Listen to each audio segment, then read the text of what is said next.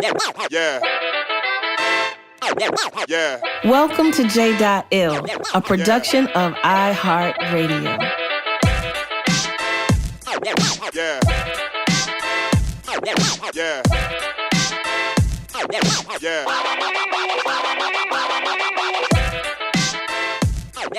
Peace and love, y'all. Jill Scott presents J.Ill with my sister friends, Aja and Laiya.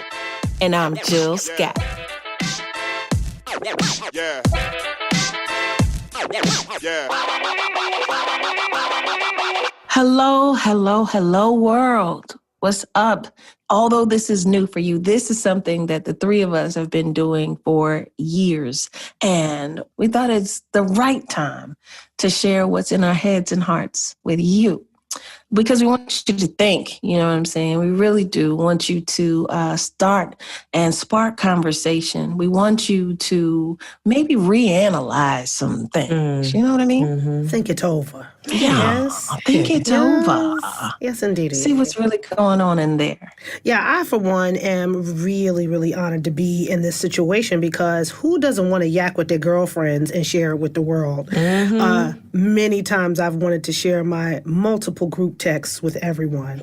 But, you know, after now 22 years of marriage, about 25 years in the music business. And, you know, for those of you who don't know me, I'm in a group with my husband called Kindred, the Family Soul.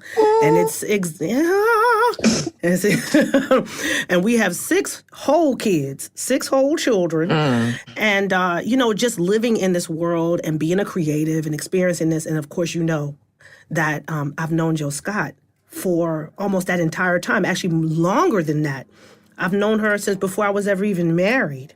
So we've watched each other grow and experience life in so many ways. So I'm excited to get a chance to kind of chime in about all that we've done. Yes. All that we've been thinking all this time. Yes.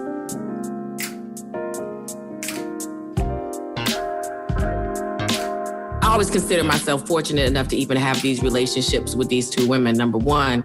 And number 2, to have it for so long. Like Aja said, for me, I think we all kind of met around the same time. Maybe I came in a couple of years later, but we are a couple of decades of this relationship. And who would have thought me on a random trip to Montreal, Switzerland, that I would have met this singer in this afro with this leather jacket on named Jill Scott.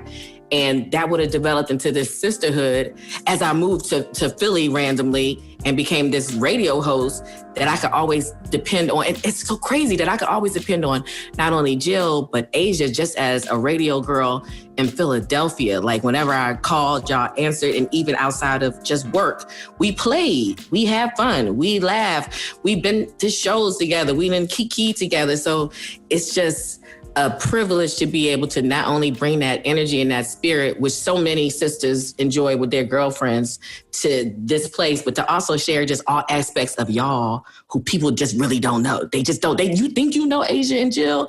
Ooh, but you about to get it all and be so fulfilled with who these women really are. Child, you gonna get some. You know, I can get you some. I can't give you everything. You can't help it. You won't be able to help it, Jill. Yeah, the way it goes is that we start talking and we forget that the mics is on. This kind of thing does happen. Yes. It does. But like I said, and we'll always continue to say, this is the point and purpose is to spark conversation. You may not like what we're talking about.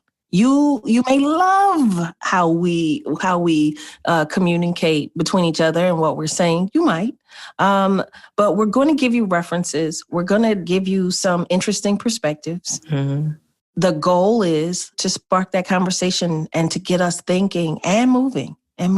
Yeah, I'm excited too because I feel like a lot of people will look at us and go, oh, okay, these are 2 sisters that probably got a lot in common. And we do. But we also have a lot of differences, you know, like even from Aja being a mom and mom to 6 on that level and me being a single person to Jill.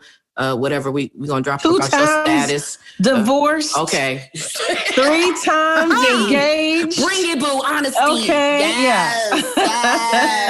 Lay it out like a blanket, boo. Yes. Like I said, I give you some. I can't promise you everything, but I tell you, I will be as honest and open as I possibly can.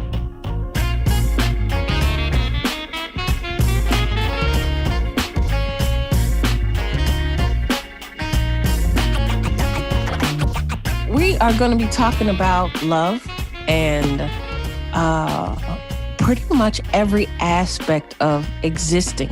I know that seems big, but this gift of life is gigantic.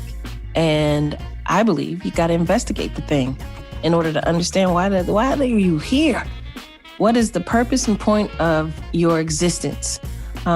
It's not that philosophical, but it is sometimes. Sometimes we're going to be talking about screwing. Yes. And we're going to talk about parents. Yes. And we're going to talk about being angry and how to deal with that. Yep. And should you bust a bitch? We're going to talk about... Yes, bust a bitch. Yeah. We're going to talk about family and love lives and new books, thoughts, all kinds of thoughts for so many purposes. So many purposes. We're going to talk about our hair. We're going to talk about, occasionally, we're going to grab some weight and then talk about that meat in these places. Yes, meat. Is that what we're going to talk about? Man meat. No, man meat. Yeah, that's what you meant. Yes, I would love to talk about the man meat. Okay, yes. Delicious.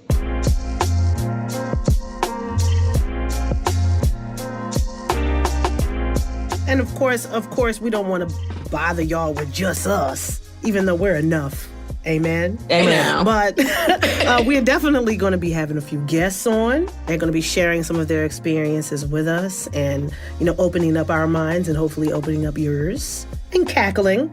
And we're not always going to just spew out random facts. We're also going to give you resources and ways to actually find some solutions to some of these issues that we're talking about. What? Yes. What? Yes. Yes. Because you need tools in the toolbox. Say that.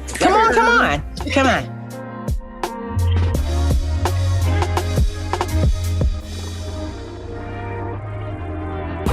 These opinions that we have, they're going to change. We are evolving people, you know what I'm saying? So these thoughts and opinions, they might change the very next day because we found out some shit. We learned something from somebody, or we learned something because we read a new book, or we had a new encounter.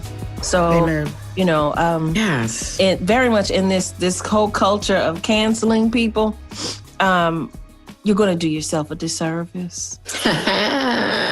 Don't do yourself a disservice. Don't cancel me. Consider me, darling. Oh. Consider me, darling. Hey.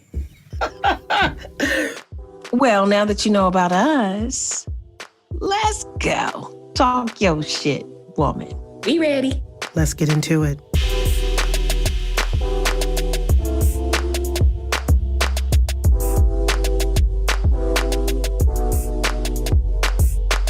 All right, so today we've been talking about trying to figure out if we're actually going to leave this country.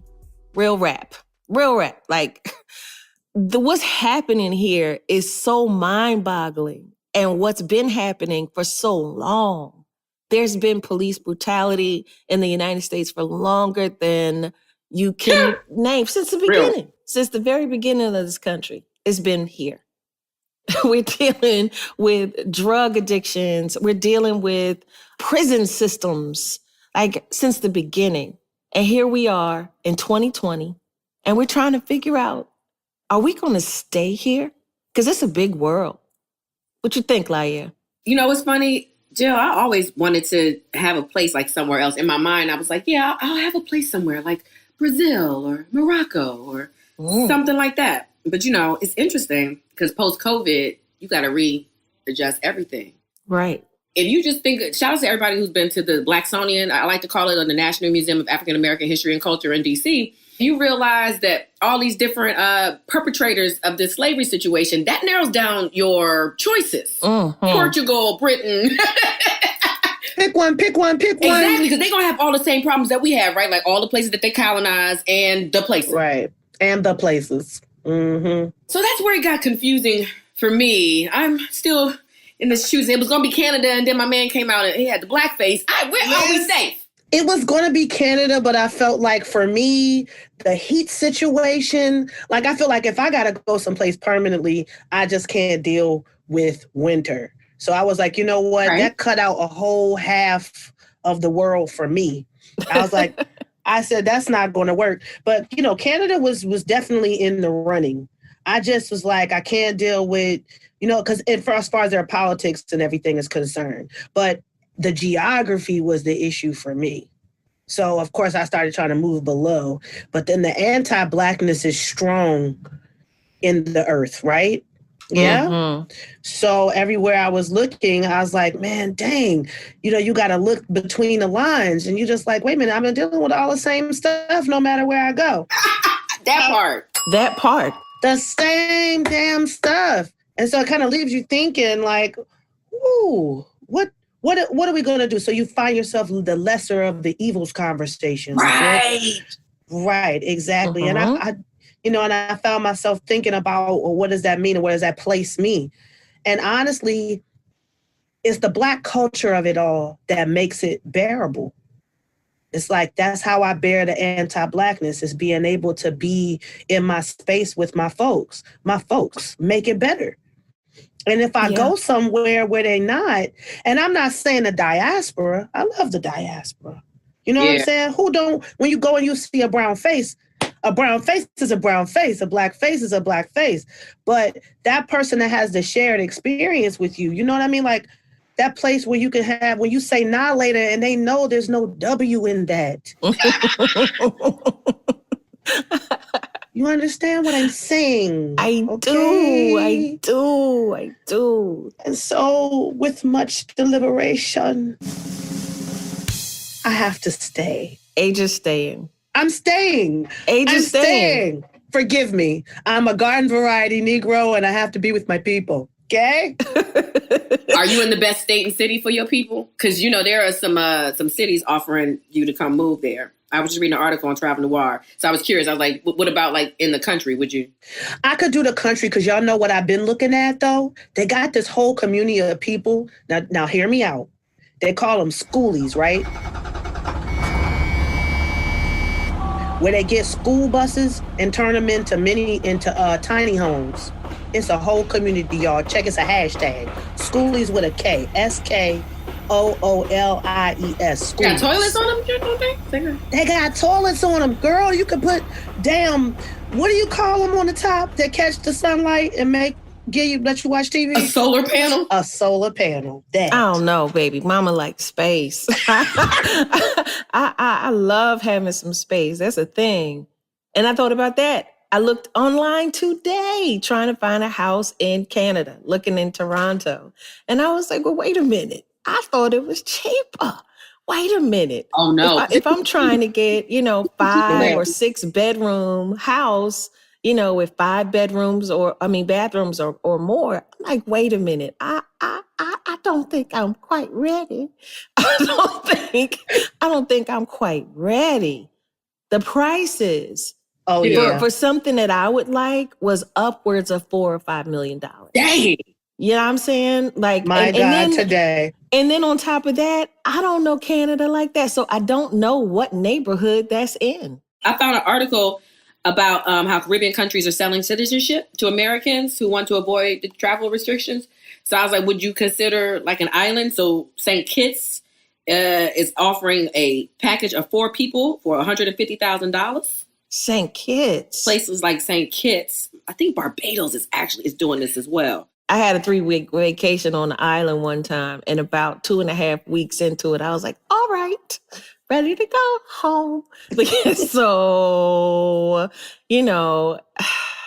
I just feel like we all underestimate the beauty of a bustling lifestyle. Like, I think because we all get into these moments where we need that time to like relax and get out of the hustle and bustle. It's one thing when you're born into that island lifestyle, it's in your blood, it's in your, it's in you. But when you're not, like she said, about 2 weeks in, you looking around thinking like, goodness. I took the beach walk. I saw the moon. I watched the stars. I drank the drinks. I ate the food. Okay. I went in the waterfall. I climbed up the mountain. I saw the volcano, and then after that, it's when you're accustomed to the hustle and bustle of life, it is very hard to change your mindset. Not that it's impossible. It's not impossible, but that's a challenge. I just feel like the adventurous part of me wants to believe that I am the person, that I'm somebody who is like, come on, let's go. We can do it. You know what I'm saying? And my husband, he talking about something, girl, you ain't going nowhere. And I'm angry. We done got into a full-on argument about the shit. I'm like, listen, I'm not small-minded, sir. I will live someplace else. Well, first of all, he said, first time somebody goes somewhere and ain't got your right coffee, you about to come on home. So I already know. He said, you go 2 weeks here, and then you're sitting back for the rest of us. You let me know after 2 weeks if you still want to be there, then we gonna come. We'll be back after the break.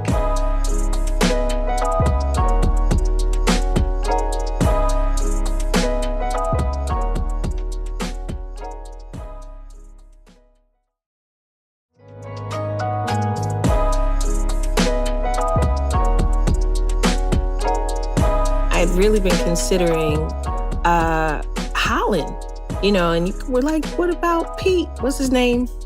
Black Pete. Black Pete. What about Black Pete? I have really been considering Holland because the healthcare is incredible there.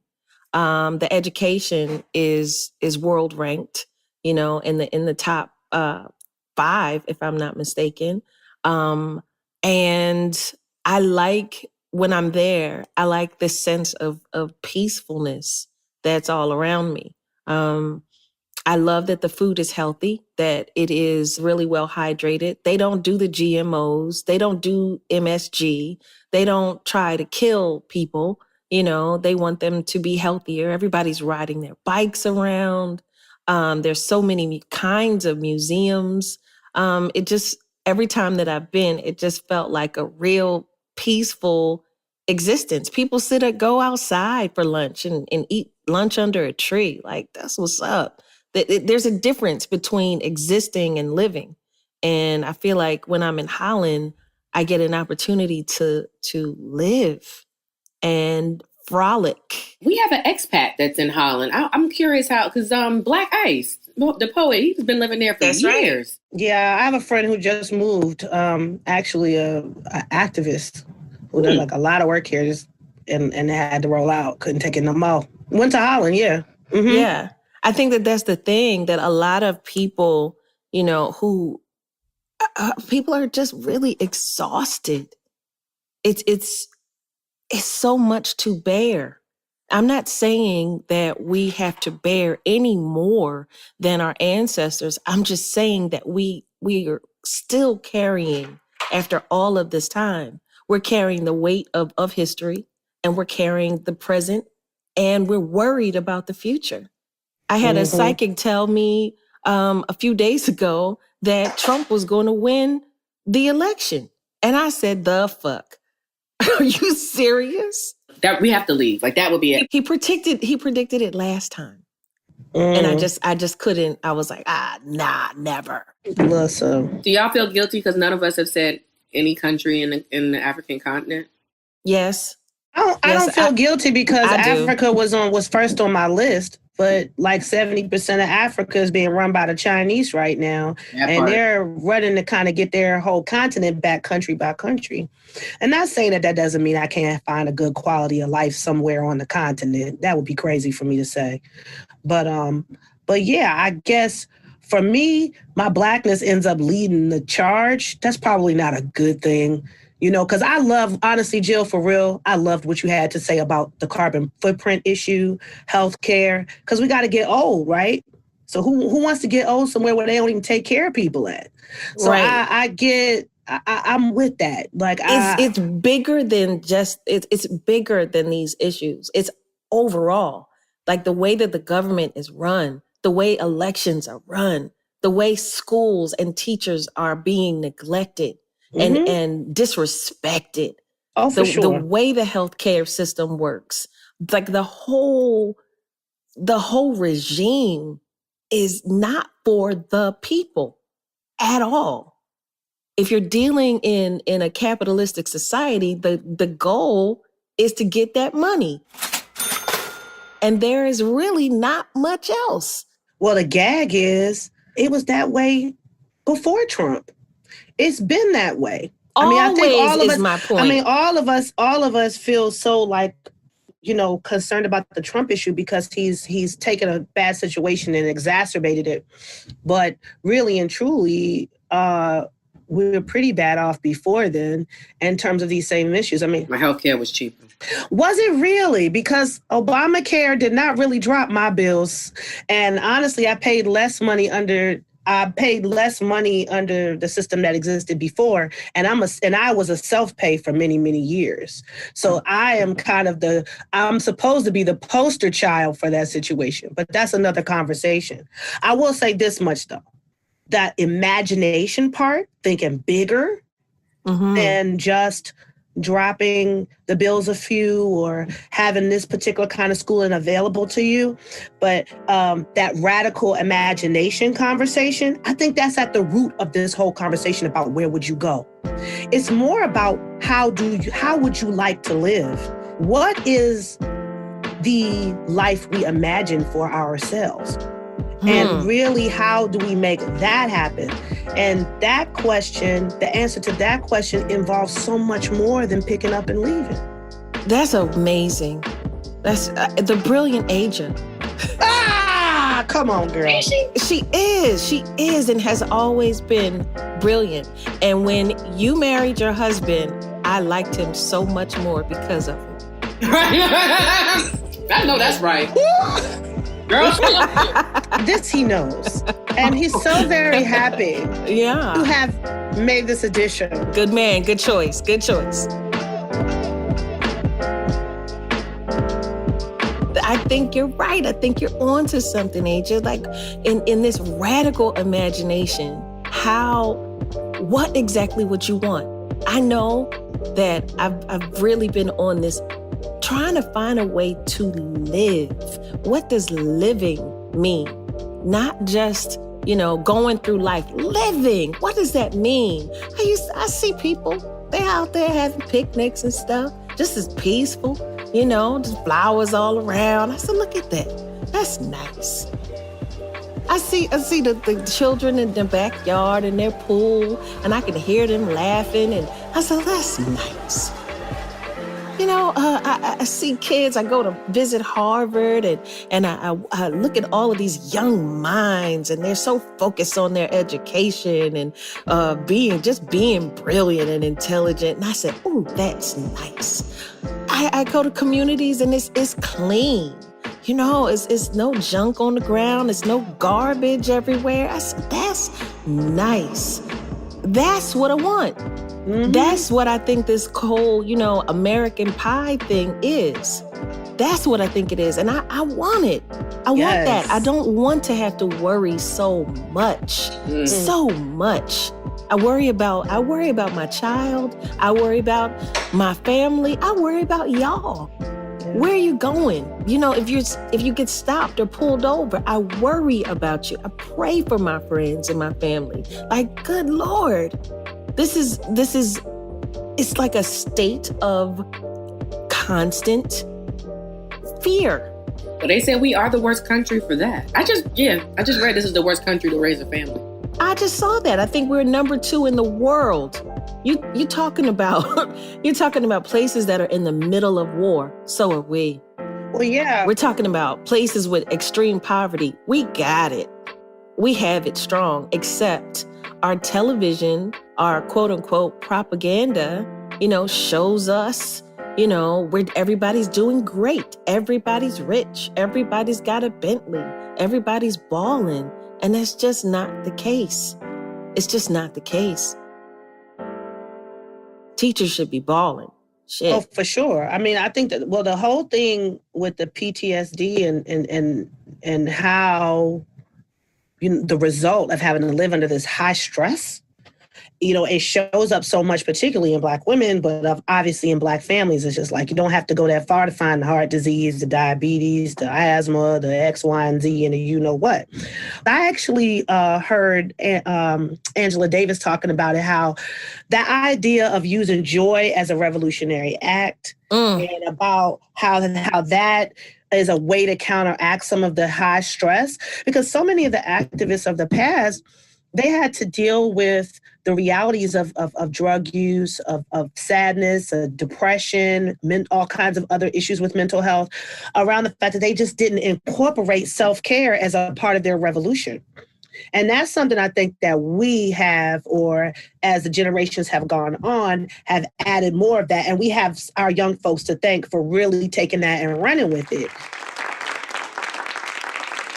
And so that becomes that way that we kind of consistently use that as our, our compass, our due north, as we're moving through trying to deal with this constant stress, the constant, how do I want to live? How do I want to feel? We kind of keep getting back due north by using the joy, the happiness, the connection with one another, which is why, like I said, I live for a specific kind of connection that I get with Black women.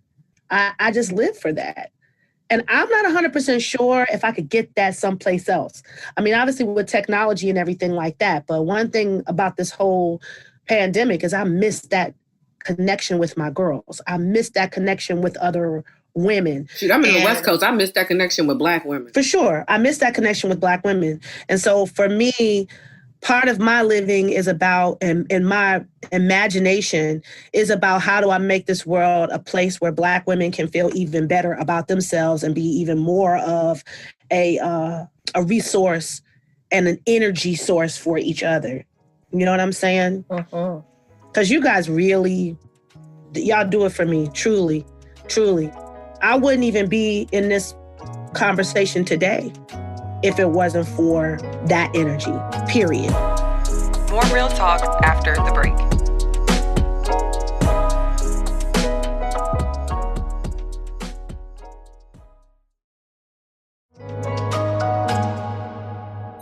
Poetry time. This is a poem from Trapita Mason. She was she just became Poet Laureate of Philadelphia. Come on. Applause, applause. Trapita Mason, Poet Laureate. Happiness is a private club. We will enter even though our mothers didn't. We will bang on the doors until our fists are bloodied. We will burst through barriers, create havoc. We will tie all our worldly possessions on our back. We will go naked if we have to. We will enter even though our mothers didn't. We will be let into that exclusive club where entrance is often denied to color girls, kicking down the doors of club happiness. We will sue them for discrimination. We will destroy our persecutors. We will bulldoze our own way in. We will get into that club, even though our mothers didn't. We will be tired of incomplete people. We will become demanding. We will have fire on our tongue and burn down the doors. We will not succumb to premature deaths. We will buy up all the stock in club happiness and gently welcome our colored sisters in. We will own a piece of club happiness and own it, even though our mothers didn't. Trapita Mason. Come on, Trapita Mason. Mm-hmm. And that's the goal. Finding and owning and claiming, and it not be so shaky. What is happiness? What is peace of mind? I want peace of mind. I want peace. I want it. My dad always said happiness is fleeting. He said it's joy that you really need in your life. Come on, Joy. Yes. Come on, Joy. Black girl Joy. I mean, the more that I look around, I try to be true to listening to myself, because what happens is that we think certain things are going to bring us joy, and then we go and try to acquire those things or have those experiences, but we don't really listen to our own spirit.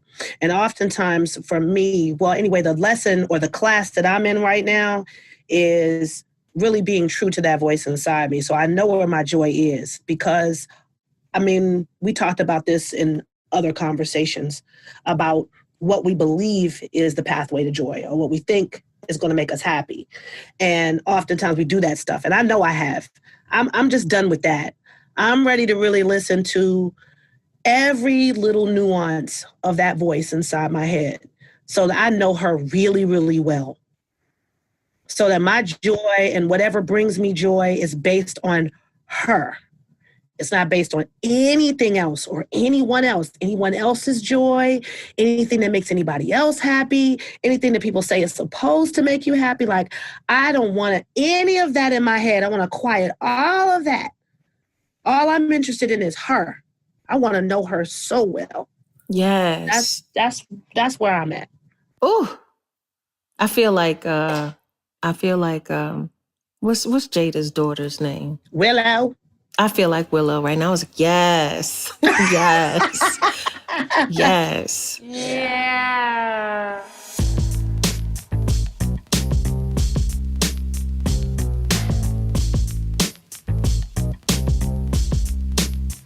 There's nowhere to go that hasn't been affected by the slave trade. There's nowhere.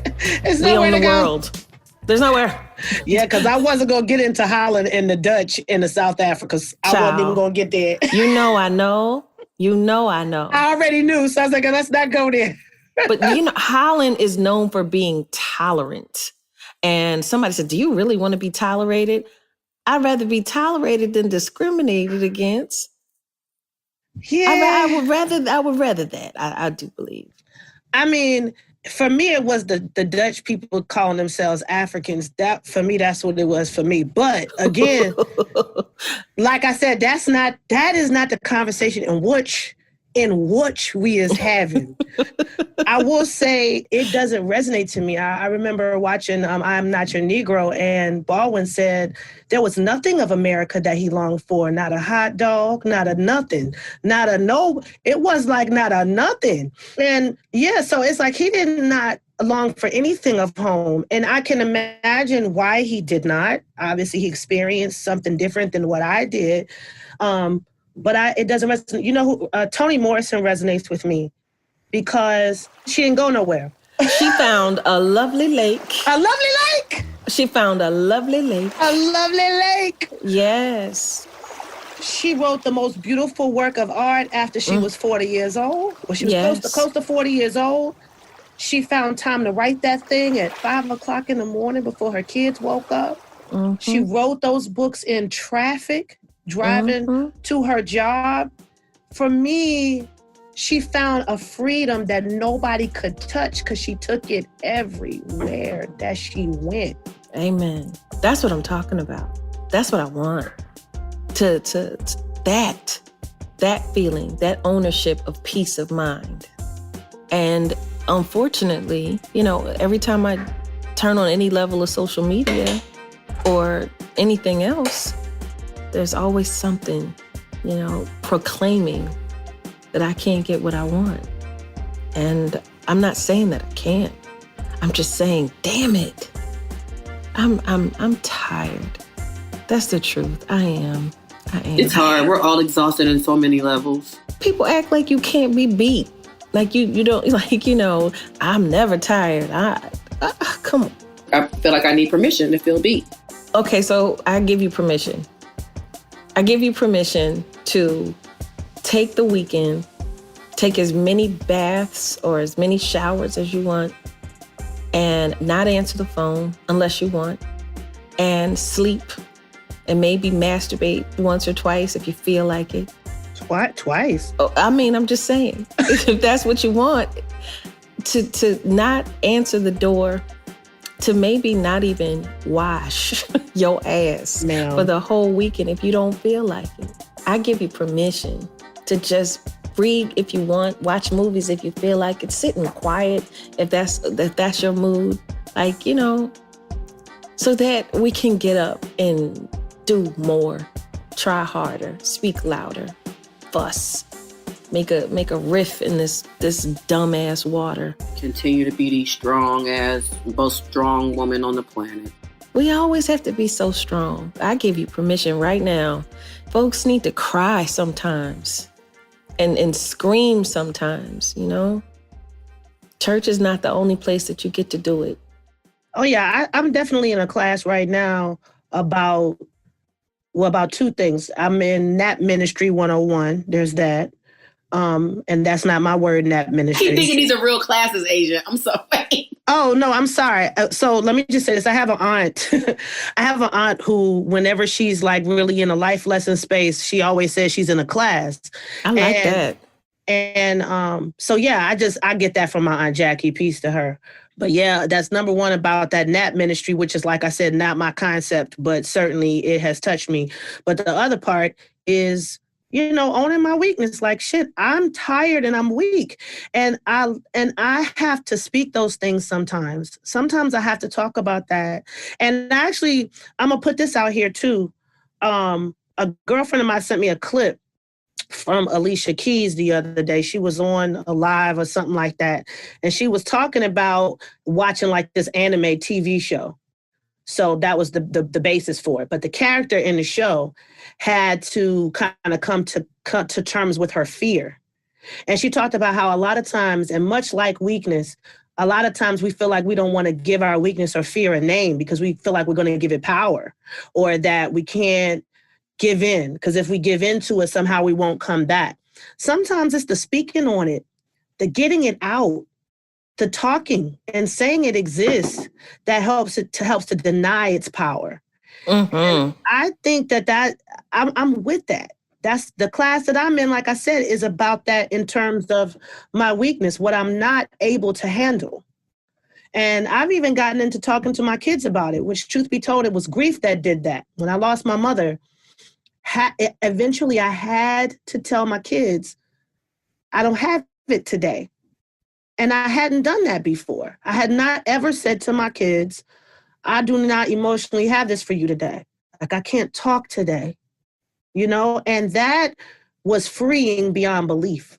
That opportunity to say and to name my weakness, name my fear, say it out of my mouth, so now I don't really shy away from that anymore. I mean, I think it has empowered and given my kids actually some language around it. And I got 4 girls, so I don't have time to send any more Black women out in the world ill-equipped.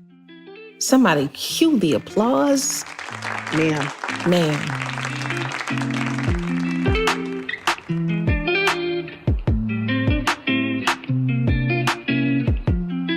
There are places in the world to go. It's a big world. There's a shit show pretty much everywhere you go. You have the right to choose the shit you want to deal with. Coming up next on the show, what's on your heart? An occasional segment where we check in with people we respect about how they're really feeling. Hold on, y'all. I think there's somebody calling.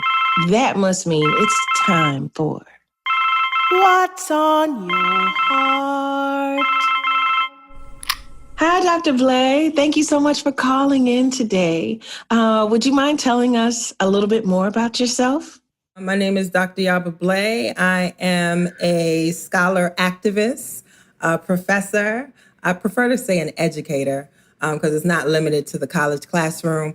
I'm also a producer and a cultural worker. And in this moment, I like to self-identify as an independent people's worker. So, what's on your heart? It's a lot happening in this moment, in this world. When I was trying to think about what's on my heart, I think the feeling, the emotion, the thought that keeps coming up is I'm tired. And this kind of tired in this moment is different than other kinds of tires. Not that I've not been tired before, but it's like something about this moment, right? So when I'm speaking of this moment, I'm speaking, of course, this new COVID-19 reality, but also simultaneously, it's like when COVID hit us in a particular way and quarantine hit us in a particular way was also after the assassination of George Floyd. And it just felt like the world woke up. And it's like, on the one hand, we should be grateful, I suppose, that the world done woke up. But it's also, if I'm honest, there's a bit of resentment, I think, that accompanies that moment, because it's like, for those of us who do work for and about Black folks, like, we've been saying the same shit for X amount of years. And now that everybody else done woke up, now everybody else is ready to ring the alarm, now it's time for us to jump on your schedule. So I'm grateful, be clear, because COVID also presented a particular reality where I can't travel, which is a lot of how I make my income in terms of speaking and consulting and such. And so I was really kind of nervous, like, well, what am I going to do if we have to be in the house until? And so thankfully, the moment presented a lot of opportunities because now we know we can do anything we want from home from our computers. And, lectures and consulting, we can do everything. And so it's dope. But also, I've never been approached as much as I have now in this moment. So yes, it's a blessing money-wise, opportunity-wise, but also, can y'all chill out for a second? You know what I mean? Like the work is going to be here.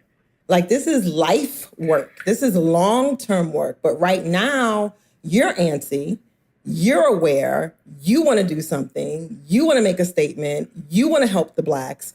You want to do all these things. And it's like, there's only so many hours in a day. So yes, I love the opportunity. And yes, I want to do this work, but I also want to hug and kiss on my grandbabies. And I also want to take a nap. Multiple naps. Yes. Multiple. So I think the challenge is balance. I mean, I've been saying balance for so many years to the point where it don't even feel like a real concept anymore, right? That we're seeking balance. Like, how do we balance work and rest and all the other things that we should be enjoying in life? But I think this moment just presents another set of challenges. I want to make sure that we understand that the you that she's talking about are the lovely whites, the happy whites that have finally decided that they want to jump into this conversation. And now that they've jumped in, they want results. Mm-hmm. And part of their results is reaching out to those of us and those Black people who have been doing this work for decades. And not even just decades, really. They're doing work for decades in the tradition of work that's been going on since the beginning. And so Dr. Yaba Blay is one of those people and does amazing work around, Black joy. So amongst other things, amongst delving into so many different aspects of how we present ourselves and preserve ourselves when we're consistently on attack. But girl, I'm tired too, child. Yes. Yeah. I'm glad you reaffirmed that whole folks waking up today and you've been woke for so long and having to accept that as, okay, so we're just going to accept that you're in elementary school while I've been getting my master's. And it's so frustrating. I don't know what to do. Woke so long that I need a nap. You know what I mean? So even conceptually, this notion of woke. And I'll say the other thing, I know, Asia, you clarified and said it's the whites, but let me be clear. The Blacks are on my nerves too. That part. Talk about it, please. The Blacks are on my nerves in this moment because this is work, right? And I don't think that just having Black skin puts us in a position to speak about the conditions of our society or our community, or puts us in an authority position to speak on behalf of the community in terms of what's best for us. And so I think there are a lot of ways that we take our lived experience for granted, meaning that we think it's as simple as to say, let's end racism. Well, what does that mean? And what does that look like? And to what level? Right? And how are you even understanding how racism impacts your lived experience? And maybe not just yours, but all of us all over this world, because white supremacy is insidious. So it manifests in a variety of ways that a lot of times people aren't even able to pick up on. And so I have an example. Please. Come on. I was hoping. I don't know if it's safe space if you want to go with it. It has to be. The safest. Has to be. More recently, your friend Adele. Dr. Blay, talk about it.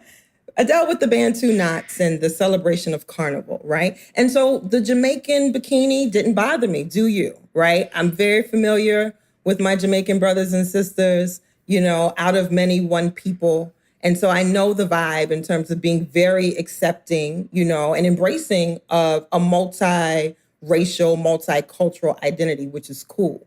However, when we as Black women take issue with the hairstyle that Adele chose, i.e. Bantu knots, why is it that I'm having more conversation and more argument with Black people defending her choice of hairstyle than white people? White people, in a certain way, know how to listen and say, you know what, you might be right, Doc. I'm going to sit this one out. Black people, however, we fight amongst each other because, again, we don't have a sense of who gets to speak on our behalf. So just because you, one Black person, don't have a problem with her hairstyle does not negate the impact that her behavior has on our lived experience. Who are you?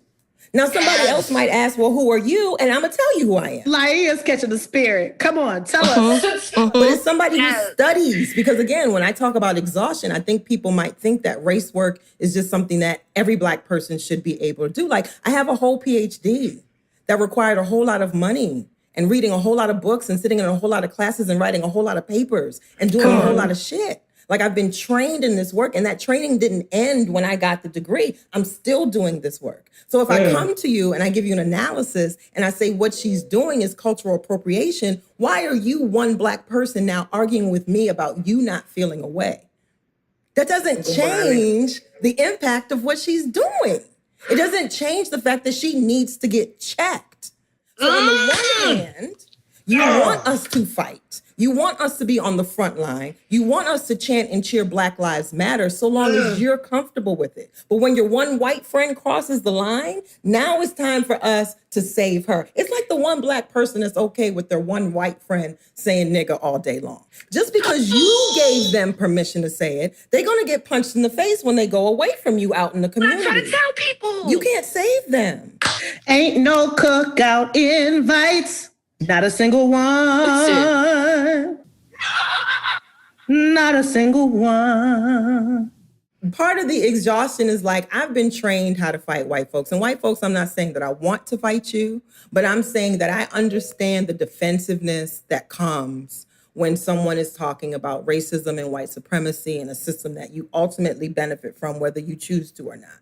I know how to do that. But I love us so much that I think it actually hurts my feelings that I also have to fight us too in doing this work. It hurts my feelings because I don't want to fight us. But also, Harriet Tubman, being my patron saint that she is, Harriet said everybody can't come. We just had that conversation about everybody can come and who can come. And that's everybody can't come. And it's, I think, you know, if we're being honest on an emotional, vulnerable level, it also hurts to be able to say that, right? That everybody can't come, but it's a reality.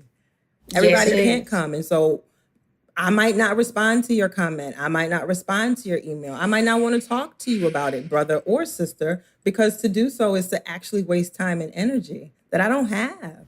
When I could be napping. I could be napping. Yes. I could be doing any number of things. I could be scrolling Instagram. I could just be being, but like, I think what people also have to understand, white, Black, and other, is that just because you ask a question of somebody, they're not required to give you an answer. And I think when you do public work, people think that you should be accessible at all times.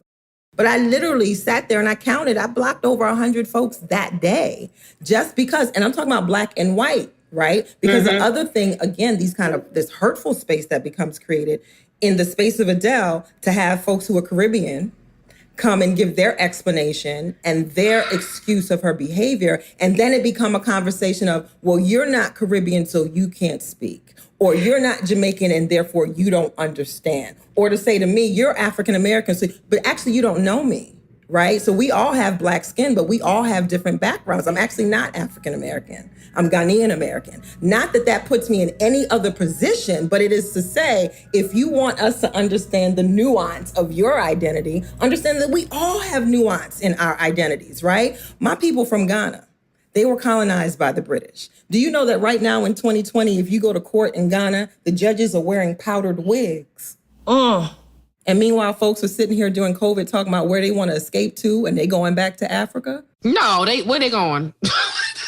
And my point is, I get it. I get the need and the desire to leave this place because it is so aggressively violent towards us. But it's also to say, if you don't understand how white supremacy works, you won't recognize it in all the other ways that it manifests. So yes, you might be around a whole bunch of Black folks who are speaking a whole nother language, who are living a whole nother culture, but white supremacy lives there too. There is nowhere on this earth that you can go to escape it. Can we go back to what my answer was? You were going to stay here. I said, because why? Yeah, because it's everywhere. But I will say this. No, I will say this, though. Is everywhere. That ultimately, the ways in which we get to understand each other and share a common language is by knowledge. is by knowing and communicating with one another. And we have to find a place to commune and study together so that we know these things, so that we are working from the same baseline. We create a tribunal. So, Dr. Blay, how do we do this? We need to start some tribunals in cities across the country. Please. Well, does that sound realistic? Does it sound real? I mean, does some iteration of that sound realistic? Of course. I mean, and again, for me, it's like I enjoy teaching people who want to learn. You know what I mean? So I do think we need a safe space, and the internet's not so safe because everybody has access to it. So yeah, if we're committed and there are folks who are coming to the table, like, yeah, let's talk. Not saying just come and let me take everything you say is right and move on, but like, let's enter into conversation with the common kind of agreement that we're here to learn and we want to walk away from this space in better understanding of one another. I think it's a beautiful idea, you know, and it'd probably be great to get some well-intentioned white folks to fund it. I'm glad you said that. I'm interested in the way that we're treating quote unquote allies. I'm watching us react to what seems to be people with good intentions in a very ugly way. And I'm concerned about that. What's your perspective there, Dr. Blay? I think it depends on the nature of the offense. Without the offense. I'm hesitant to say we need allies. That's what I was about to say. I'm going to say it anyway. Thank you. I'm going to say it. I'm going to say we need allies because we do. Because in order for white supremacy to get checked, white people have to also recognize their investment in it, right? And they also have to be really willing to rescind some of the privileges, unearned privileges that they get from it. But I also push us a step further to say, like, I'm less interested in allies than I am in accomplices, right? Like, we need accomplices. Like, what you willing to do? And what we gonna call them instead of Spook who sat by the door? We need Casper who sat by the door? I don't know. But we need somebody to go in on our behalf and do this work, recognizing that your white skin, your white privilege, your white experience is going to give you access to a truth that we won't have access to. And then you get in there and you give them the business on our behalf, and not just on the behalf of the Blacks, but recognizing that you have an investment in it as well. And as if we get rid of white supremacy, your life will also be enhanced. I think a lot of folks are just afraid of the privilege that they might lose if we end racism, if we end white supremacy, which is why they push back.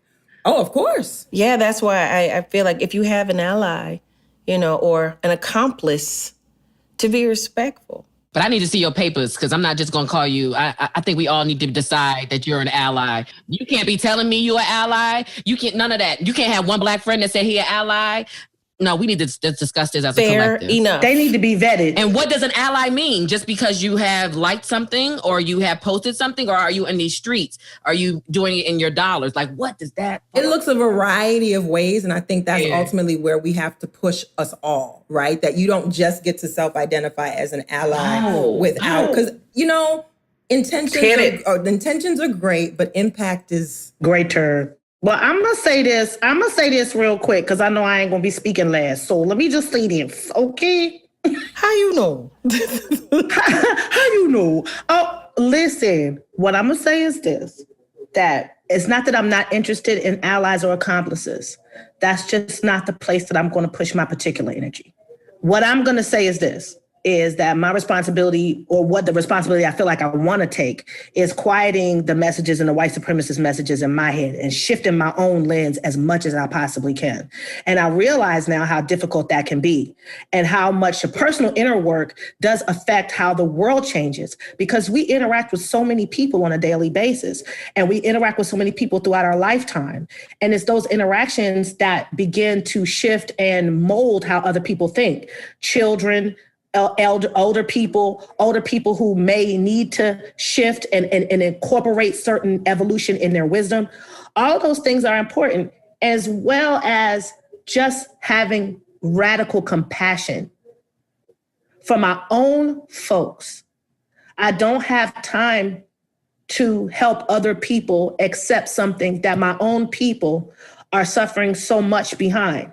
And so my compassion is for them. And for now, my compassion is for them alone. I still say don't cut off your toe to spite your foot. I ain't out here trying to hurt no white people. I just ain't concerned with whether they hurt or not. No. I'm not saying that. I don't fuck they feelings. We got feelings. I understand. I just, coming from a different place. Jill, your white friend's still going to like you after this. We ain't going to mess it up. Yeah, it's all right.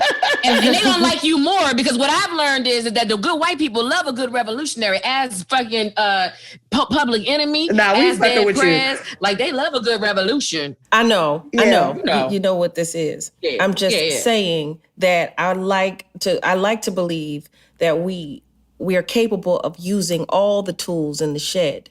I feel you. Do you understand? Yeah. And if there is someone or a company or someone that's willing to put their money and their energy into destroying white supremacy, I am not mad. Oh, as they should. Thank you very much. As they should. They should. Exactly. That's what I'm saying. And in fairness, what I say to them is thank you. But also, you don't get gold stars for being a basically decent human being. Decent. And I think a lot of times that's what folks expect. I wasn't handing out stars. Okay, good. Just thank you. Kind of speaking to what Asia said, I think we all have to know our place in the work. And if that's not your lane, don't occupy it, right? Figure out what you do best and stay there. There are people who know very well how to commingle and how to foster relationships with allies and accomplices. I pass it off to them. It's not my strong suit. But yes, absolutely. We need everybody invested in this work, all of us. Mm-hmm. Hear, hear.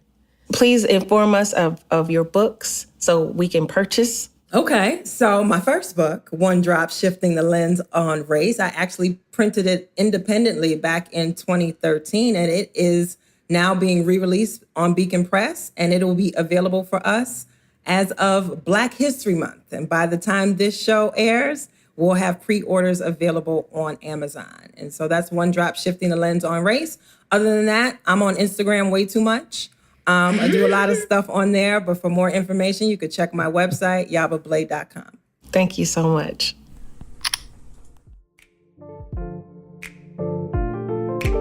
How do you eat an elephant? One bite at a time. Hey everyone, hey y'all, it's Eves. You'll hear from me from time to time because I'm an executive producer on the show.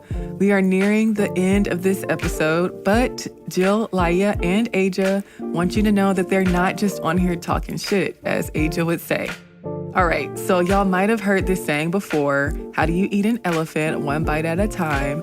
But if you haven't, it basically means that when you have something in front of you that feels like this huge insurmountable task, what you can do is break it down into smaller bite-sized pieces. That way, it no longer seems impossible. That's why we want to share resources with you. So when we talk about these topics that have so many layers, you have a small bite of information to take with you as you navigate through life. All that said, the resource that we want to share with you today is Travel Noir. Laiya brought up a Travel Noir article in today's episode, and she often goes to travelnoir.com to learn about what's happening in the world of Black travel. I'll drop a link in the episode description.